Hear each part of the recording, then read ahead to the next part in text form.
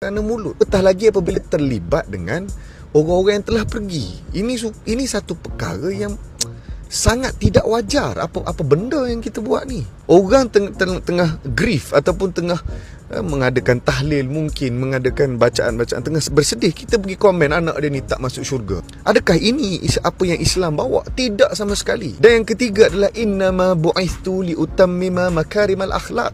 Akhlak kita bawa, Nabi kata aku diutuskan untuk menyempurnakan akhlak yang mulia.